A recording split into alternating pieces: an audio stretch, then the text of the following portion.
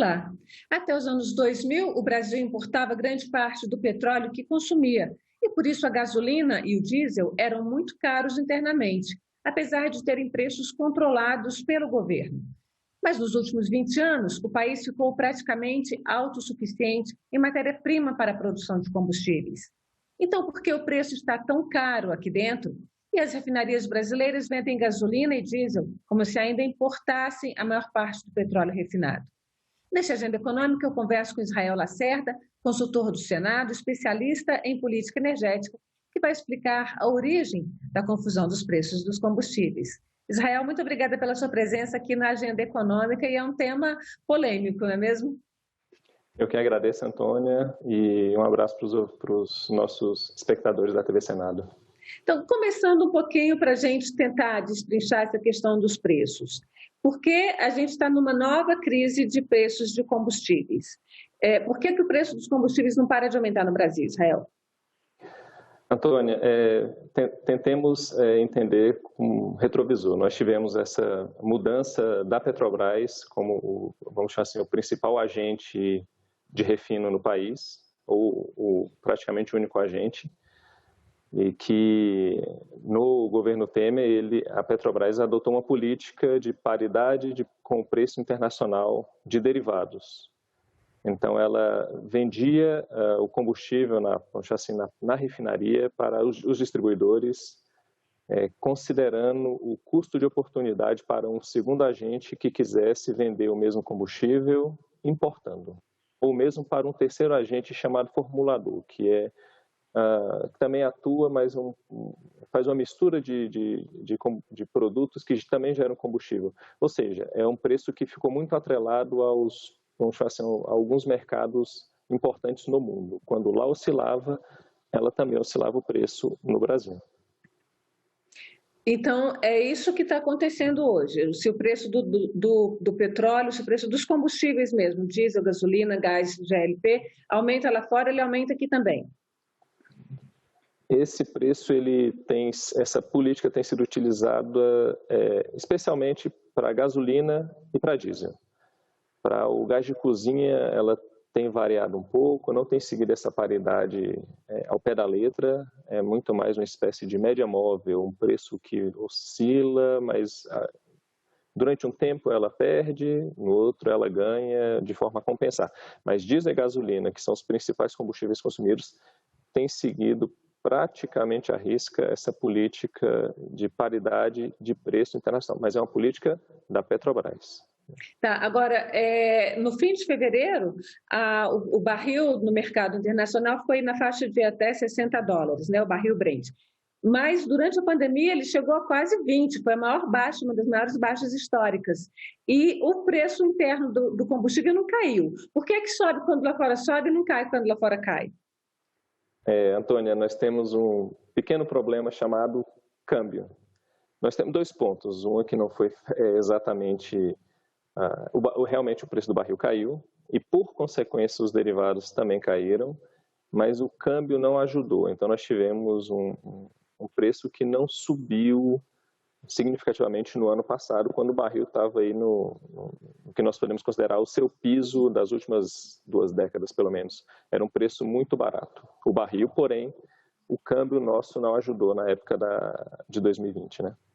Antes da gente falar um pouquinho dessa questão do câmbio, eu queria mostrar, vou pedir a nossa diretora aí que está gravando, a Bruna, para colocar uma arte para a gente, para você explicar um pouquinho isso para a gente, para o nosso telespectador, para o nosso espectador ter uma ideia dessa questão do preço. A gente está falando aqui sempre do preço na refinaria, que é o preço que é entregue para o distribuidor, e depois é que a gente vai falar do preço para o consumidor final. Aqui dá para a gente ter uma ideia aí nesse gráfico que está apresentado, dá para a gente ter uma ideia dessa variação do preço aí na refinaria.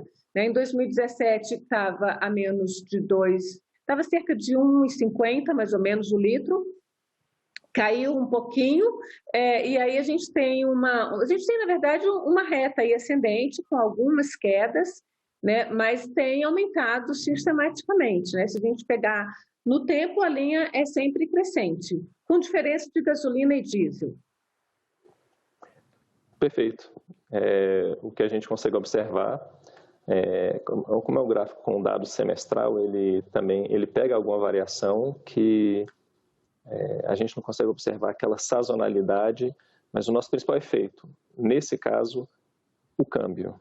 O câmbio acoplado a uma política de paridade de preço fez com que, enquanto você estava tendo um excesso de petróleo no mundo, nós tivemos basicamente uma escalada de preço. Inicialmente uma escalada suave, mas não deixa de ser uma escalada naquele momento em que nós vimos a renda não cair tanto por conta do auxílio emergencial, mas a renda cairia, e o mundo com combustível mais barato, com petróleo mais barato, né? Mas nós aqui dentro com combustível mais caro. Exato, nós tivemos. Isso é por conta da variação do câmbio, então? Nós temos alguns fatores. Câmbio é um deles, mas ele não pode ser o único culpado, o único vilão. A política de paridade de preço, ela tem o seu bônus e tem o seu ônus. O bônus é que você permite a entrada de outros agentes para importar combustível.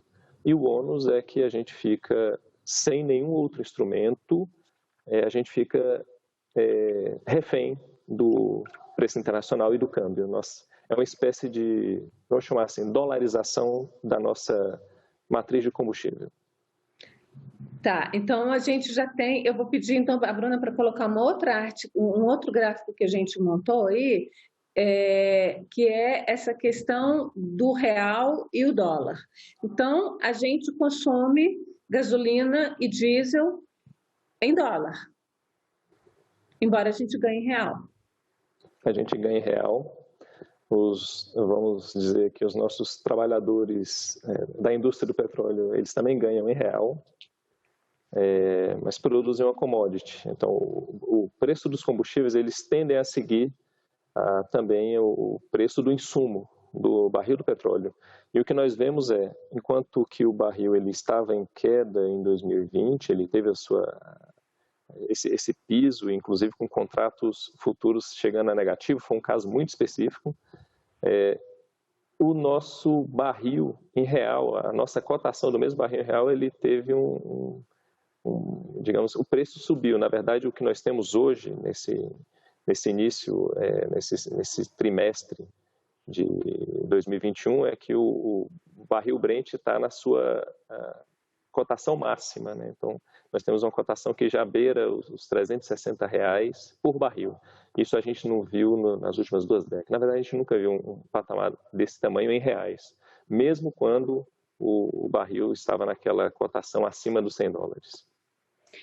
Entendi. Aí é aqui entra o câmbio. A gente está pagando em real muito mais caro por conta da diferença do real-dólar. Estamos pagando muito mais caro por conta do real-dólar, e esse é um fator importante. E nós temos os outros pequenos fatores que poderiam ser melhorados dentro da cadeia do petróleo e do combustível, que envolveria mais refinadores, uma produção com mais agentes, diversificando. Tentar ganhar competitividade é uma tentativa também, né? É o norte. Isso poderia atenuar talvez algumas dezenas de centavos. E, claro, o imposto. Agora, no imposto, vamos falar do imposto então também daqui a pouquinho, mas eu queria ver por que a gente... essa política de paridade da Petrobras, ela é uma política de 2016 para cá, ela nunca foi utilizada.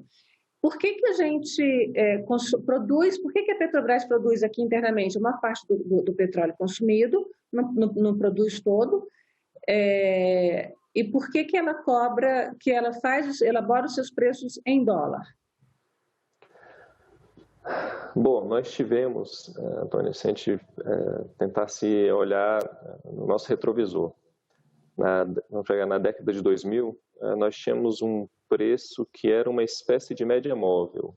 Ela ia se ajustando com uma certa periodicidade aos preços internacionais, de forma que o consumidor não pegasse aquele reajuste semanal. A gente chegou a ter reajuste quase diário, na verdade, no governo Temer, na administração do presidente da Petrobras, Pedro Parente, nós tínhamos um preço mais flexível, ele seguia uma tendência internacional, isso eu digo no início do governo Lula, durante todo o governo Lula, mas ele era atenuado. A gente não tinha essa política dessa forma de reajustes semanais, a refinaria informando por quanto que venderia e os outros agentes que participam do mercado também, que participam mais agora, importadores, iam se ajustando. Nós tínhamos um fator câmbio que ajudava, nós tínhamos um pouco mais de previsibilidade por conta dessa forma de atenuação, dessa média móvel. Em um período você vende combustível mais barato do que a cotação internacional, e nesse período o importador não conseguiria fazer o seu negócio, ou seja, comprar um combustível fora e vender aqui dentro. Em outro período a Petrobras estaria vendendo combustível por um preço maior, para tentar compensar. Isso não era exatamente uma regra, era uma política da própria empresa, mas não era, repito, não era como a atual política de paridade com o preço internacional, semanal, vamos dizer assim, semanal, com esses reajustes para o diesel e para a gasolina. Por que funcionava? Os importadores não atuavam como atuam atualmente, né? Eles têm uma fatia pequena do mercado, mas eles conseguem vender, fazer negócio. E foi uma decisão da empresa.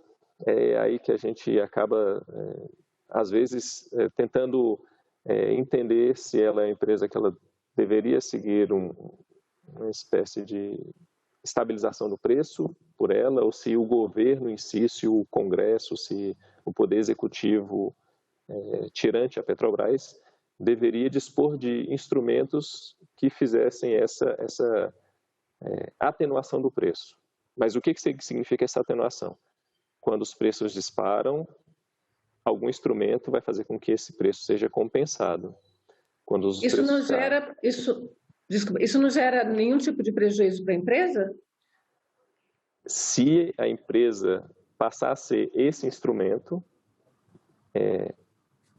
pode gerar um prejuízo para a empresa. Isso nós observamos no primeiro governo de Dilma Rousseff, no primeiro governo. No segundo não, mas no primeiro governo a empresa ela absorveu uma espécie de prejuízo. Ela acabou, na verdade, consumindo parte do lucro do petróleo que ela produzia e refinava para compensar a venda do combustível mais barato do que a porção que ela importava.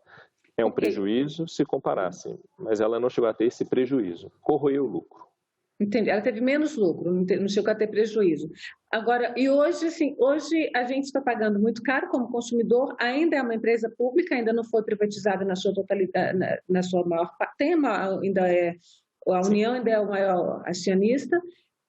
Teoricamente, o consumidor final, ao comprar um combustível mais barato, também está tendo uma participação nesses lucros. Quando ele paga caro, só o acionista direto é que tem essa participação, não é não? Sim. Perfeito. E isso de certa forma, antagônico para a gente. Na verdade, a União, ou seja, o país ainda é o acionista majoritário. Ele recebe, a União, como acionista, recebe dividendos, mas o consumidor em si, ele acaba tendo esse custo, esse prejuízo, esse ônus da dolarização do combustível. E aí, se a gente pega, foi a proposta do governo, a parcela de imposto do governo ela é cobrada por litro, e não pelo preço do combustível. Então, você cobra CID e PIS/COFINS em cima de cada litro que é comercializado. O ICMS ele tende a seguir uma média de preço. Isso é uma liberdade que os estados têm dentro do Conselho Fazendário, na verdade. Não é algo que o Estado tem plena liberdade, mas eles escolheram seguir um preço médio, podemos dizer assim, e não o litro. Então, quando o preço sobe, você tem um efeito no imposto, ainda que não tenha aumento do consumo de combustível. Essa foi, podemos dizer que o núcleo de uma das propostas do Poder Executivo, fazer com que o preço do combustível, que o imposto dos estados fossem cobrados por litro de combustível e não por preço do combustível. Essa questão dos impostos, ela é sempre muito discutida, né? A gente tem aí uma tarifa de impostos aí na faixa de 30%, um pouquinho mais, no combustível. Até vou pedir a Bruna para mostrar uma outra arte onde a gente mostra isso, um outro gráfico onde a gente mostra exatamente essa questão da composição do preço, né, do litro, tanto da gasolina quanto do diesel. Na gasolina é maior, né, essa participação de outros elementos, mas a gente tem ainda 45%, né? Na verdade, quase 50% é o preço do combustível mesmo, a gasolina e o etanol, porque tem a composição, 14% dos tributos federais, que você estava falando que é a CID e o IPI, não é isso? PIS/COFINS. PIS/COFINS, 26, quase 27% do ICMS, que são os tributos estaduais, e esse 11% aqui de distribuição é o lucro de distribuidores, postos e tudo.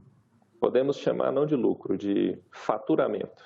É o que vai depois da refinaria. É daí que se remunera o caminhão que vai levar o combustível para o posto, que se remunera a infraestrutura que vai fazer toda a distribuição, remunera o terreno onde fica o posto, o frentista e o dono do posto. Então, aqui tem tudo, tem custo e lucro, custo de distribuição e lucro. Exato, isso aí é o que nós escutamos, que no Brasil está na faixa dos 60 centavos. 60 centavos. Exato. Tá, agora, isso aqui explica o preço ser tão alto na bomba? Isso aqui vai dar mesmo, se a gente, naquele gráfico anterior, a gente viu que o preço do litro está na faixa de R$ 2,50, R$ 2,60, e acrescentando isso aqui, chega mesmo a R$ 5,00, a gente está, no fim de fevereiro, estava com mais de R$ 5,00 o litro de gasolina, por exemplo. Isso médio, né? Porque tem variação de cidade para cidade. Exato. Isso explica um pouquinho, mas não deve ser o principal. O que nós podemos dizer, em que situação que nos encontramos? A Petrobras segue a sua política de paridade, que ela é uma política que tem seu ônus e seu bônus. Ela é bem-vinda, mas da forma como se encontra, nós temos esse efeito deletério da escalada de preço por conta do câmbio.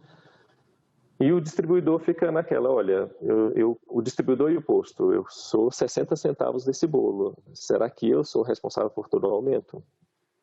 Não, mas ele também pode ajudar. Mais competitividade pode levar a uma redução desse custo, desse faturamento e lucro, mas não podemos dizer que vai reduzir de uma forma significativa. Eu ousaria dizer que em mercados perfeitíssimos, isso aí talvez caísse 10%, 20% no máximo, porque se a gente for olhar, por exemplo, a BR Distribuidora, a Petrobras ainda tem participação, ou já se desfez da participação dela, está nesse caminho. Ela é uma empresa listada em bolsa, privada, que opera na distribuição, num pedaço do elo, e ela tem uma margem de faturamento, ela é em torno de 4%, vou achar assim, o lucro operacional dela é em torno de 4% do faturamento. Então, para um negócio, em geral, é uma margem considerada baixa, é quase uma rede de supermercados, né? Então, se está nessa casa, eu não sei se tem tanto espaço para ganho. Competição é bem-vinda, mas o ganho talvez não seja aquele que o presidente espera. Como é que a gente sai dessa confusão, né? É meio confuso, assim. O preço é muito caro, você está dizendo que a Petrobras, talvez, as refinarias talvez não tenham tanto lucro assim, os postos também não, mas o fato é que o consumidor paga muito. Imposto aqui é mais ou menos, é até mais baixo do que na Europa, por exemplo. Esses impostos são bem mais altos, e mesmo nos Estados Unidos também são mais altos. Como é que se resolve? Qual é a melhor saída? Quais são as melhores práticas de mercado? Como é que é feito nos Estados Unidos, na Europa, que os preços do combustíveis para o consumidor final são mais baixos? Há também uma certa variação de instrumentos, mas a gente pode tentar adaptar alguns deles para a realidade do Brasil. O primeiro ponto seria a previsibilidade, seria essa mudança da forma como como é cobrado imposto, no caso estadual, mudar para o litro ao invés do preço, pode ajudar a ter uma previsibilidade, mas isso não acarreta em diminuição de preço, não acarreta essa diminuição. Por quê? Porque o ICMS é o maior imposto do Brasil, é a principal fonte de financiamento dos estados e o combustível é uma parcela razoável disso. O que significa? Reduzir o montante do ICMS que um estado recebe na comercialização de combustível significa perder receita no momento em que eles já estão em situação fiscal complicada, ruim. Então, não vejo como diminuir o imposto, mas torná-lo previsível. Isso reduziria essa oscilação, pelo menos. Ou seja, olha, a gente vai ter esse preço e não vamos oscilar. Que é sobre o litro, que você está falando. Não, então, se eu vendo 10 litros, eu tenho 12% de 10 litros, no caso aqui 27%, digamos assim, e hoje não, hoje eu tenho 27% do preço que a refinaria cobra, é isso? Exato, nós poderíamos dizer de forma arredondada, seria algo em torno de 1,50 por litro. Poderia ser algo desse tipo, né? Assim, não é um valor em si, mas a não diminuir a receita dos estados em si, mas fazer com que eles também não tenham uma receita extraordinária. Pense comigo, Antônia, quando o preço sobe, você tem uma arrecadação maior do que você previa. Os estados também têm um ganho com isso, ou seja, uma receita a mais. Não reduzi-los, mas tornar previsível e ter a cultura de saber que isso vai ser, esperamos que seja passageiro. Uma das formas que é discutida é uma espécie de fundo de estabilização. Aí o que nós temos em relação a isso? Essa criação do fundo, a receita tem que vir de algum lugar. E não vai ser receita dos estados, a receita vai ser da União. Então você acaba tendo um custo a maior, vai ter que fazer aporte de recursos e na condição fiscal em que nos encontramos, eu não sei se essa receita aparece. E não seria uma receita oriunda do próprio petróleo, para fazer esse fundo de estabilização? Poderia ser. Poderia ser do próprio petróleo. Não há exatamente uma cláusula que impeça. O que nós temos é uma condição fiscal também deteriorada. O novo regime fiscal, ele tem travas para novas receitas, então para você colocar, não para novas receitas, para novas despesas, então para colocar uma nova despesa, que seria um fundo, essa criação do fundo, um aporte do fundo, poderia ser necessário ou retirar, ou mesmo que você conseguisse não entrar nessa trava do novo regime fiscal. Não seria bem visto pelos investidores, aqueles que aportam recurso no país, no tesouro, nas próprias empresas. Talvez esse gasto que pode ser visto como desnecessário para alguns, mas para o consumidor seria muito bom ter esse preço pelo menos estabilizado. Esse é o nosso dilema. Se criamos uma despesa... E se voltasse a como era antes, no início dos anos 2010, que a gente não tinha essa paridade, mas a Petrobras também tinha lucro, que era essa política de equalização que você falou antes? Exato. O que nós podemos ter... nós teríamos um preço mais atenuado, mas nós perderíamos talvez agentes, aqueles que fazem importação além da Petrobras, aqueles agentes que não produzem e refinam, os que só importam, eles perderiam competitividade. Na verdade, eles passariam a fazer arbitragem. Quando a Petrobras estivesse vendendo combustível num preço menor do que o custo de importar, eles ficariam esperando até que a condição mudasse. Quando ela vendesse o preço do combustível a maior, eles atuariam. Uma espécie de arbitragem. Eles ganhariam muito em um período pequeno. Entendi. E aí isso a gente fica na mão do importador. Aí sim a gente ficaria na mão do importador. Agora, por que a gente importa tanto? Não importa tanto. A gente acaba importando o que nós temos para o setor de energia em geral, no setor de combustíveis, né? Não digo nem de energia, mas você produzir muita energia é bom, produzir de uma forma mais barata é boa, porque isso te dá robustez, te dá segurança no seu sistema energético ou no seu sistema de abastecimento, né? O que nós temos de pensar é o que podemos fazer no longo prazo para não sermos tão dependentes de um combustível dolarizado. investimento em refino, sim, pode ser uma forma, ter mais agentes atuando no refino também, e a diversificação da matriz de energia de uma forma geral. Vamos pegar um exemplo. O preço da energia elétrica também sobe, mas se você tem um carro elétrico, ele deixa de ser tão dolarizado quanto do combustível. Seria uma solução, mas é uma solução para o futuro. Mudar a forma de transporte de carga para trem, por exemplo, para marítimo, outros tipos de mudar a matriz de consumo de combustível do Brasil. Exato, e aí a gente retoma ao passo anterior. Nós não temos uma solução para o momento corrente, ainda que seja habitual que aqueles que estão na cadeira de presidente ou qualquer um que esteja na frente do Poder Executivo ou dessas pastas cuidam, tentem achar solução de curto prazo. Essa solução de curto prazo ela tende a ser danosa, ela tende a criar efeitos deletérios para frente e para o lado, para o restante da economia, para o lado e para frente, porque a gente não resolve o problema em si.